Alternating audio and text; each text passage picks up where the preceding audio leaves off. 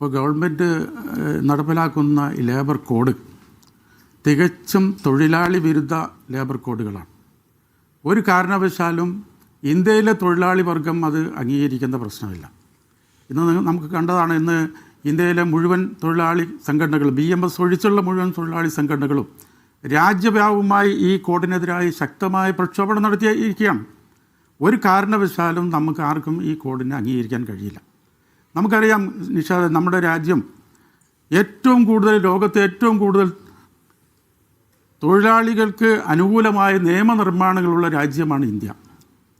ബ്രിട്ടീഷുകാരുടെ കാലത്ത് ഏതാണ്ട് 10ഓളം തൊഴിൽ നിർമ്മാണങ്ങൾ രാജ്യത്തെ തൊഴിലാളി വർഗത്തിന് വേണ്ടി നമ്മളൊക്കെ സമരം ചെയ്ത് നേടിയെടുത്തു. സ്വാതന്ത്ര്യാനന്തര ഭാരതത്തിൽ 48ഓളം നിയമങ്ങൾ നമ്മുടെ രാജ്യത്ത് തൊഴിലാളി വർഗം സമരം ചെയ്ത് നേടിയെടുത്ത പണ്ഡിറ്റ് ജവഹർലാൽ നെഹ്റു മുതൽ ഡോക്ടർ മൻമോഹൻ സിംഗിൻ്റെ ഗവൺമെൻറ് വരെയുള്ള ഗവൺമെൻറ്റുകൾ ഈ രാജ്യത്തെ തൊഴിലാളികൾക്ക് വേണ്ടി ഒട്ടനവധി നിയമങ്ങൾ രാജ്യത്തുണ്ടാക്കി. അതെന്തിനു വേണ്ടിയാണ്? തൊഴിലാളികളുടെ സേവന വേതനം സംരക്ഷിക്കുവാനും അവരുടെ ജീവിത നിലവാരം ഉയർത്തുവാനും വേണ്ടിയിട്ടാണ്. ഇവിടെ ഉണ്ണിത്താൻ സൂചിപ്പിച്ചതുപോലെ തറവേല, തറക്കൂലി എന്തിനു വേണ്ടി ഉണ്ടാക്കി?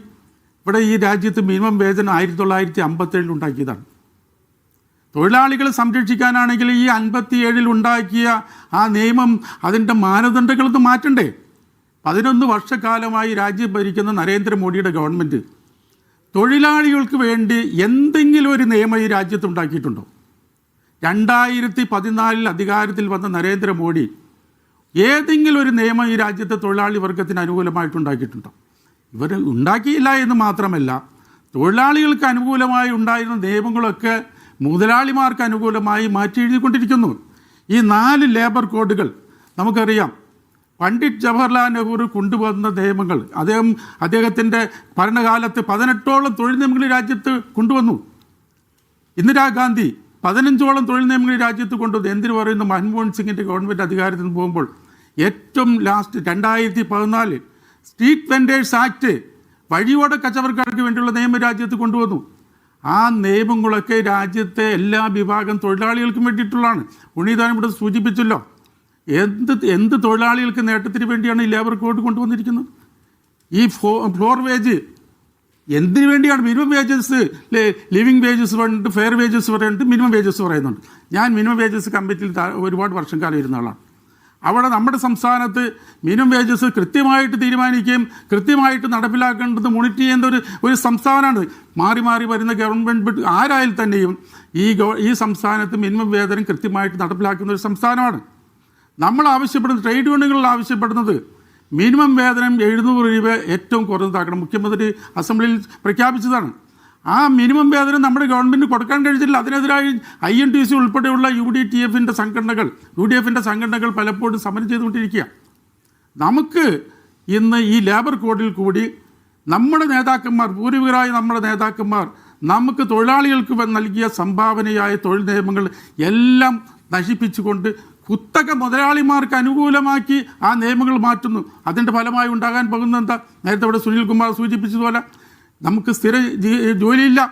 ഇപ്പോൾ തന്നെ ഉണ്ണിത്താൻ പറഞ്ഞു ഓവർ ടൈം എന്ന് പറഞ്ഞാൽ സ്ഥിരം ജോലി ഉണ്ടായിട്ട് വേണ്ടി ഓവർ ടൈം, ജോലി കിട്ടിയിട്ട് വേണ്ടി ലീവ് എടുക്കാനെന്ന് പറഞ്ഞ പോലെ ജോലി ഉണ്ടായിട്ട് വേണ്ടി ഓവർ ജോലി കൊടുക്കാൻ നമുക്ക് കഴിയുന്നുണ്ടോ? വിദേശ രാജ്യങ്ങളിലേക്ക്, വികസിത രാജ്യങ്ങളിൽ നമ്മൾ ഈസി ഓഫ് ഡൂയിങ് ബിസിനസ്, അതിൻ്റെ സൗകര്യം മാനിച്ചുകൊണ്ട് അവിടെ ധാരാളം തൊഴിലവസരങ്ങളുണ്ട്. പക്ഷെ ജോലി ചെയ്യാൻ ആളുകളില്ല. ജോലി ചെയ്യാൻ ആളുകളില്ലാത്തതുകൊണ്ട് അവർ ഫിക്സഡ് ടൈം ഇതിലേക്ക് അവർ പോയി. അത് കണ്ടുകൊണ്ട് ഇന്ത്യ രാജ്യത്ത് അത് കൊണ്ടുവരാൻ വേണ്ടി ശ്രമിച്ചാൽ ഇവിടെ തൊഴിലാളികൾ ധാരാളമുണ്ട്, പക്ഷേ ജോബ് ഓപ്പർച്യൂണിറ്റി ഇല്ല, തൊഴിലില്ലാത്ത ഒരു രാജ്യത്ത് ഫിക്സഡ് ടൈം ഇത് കൊണ്ടുവന്നു കഴിഞ്ഞാൽ അതിൻ്റെ സ്ഥിതി എന്താകും?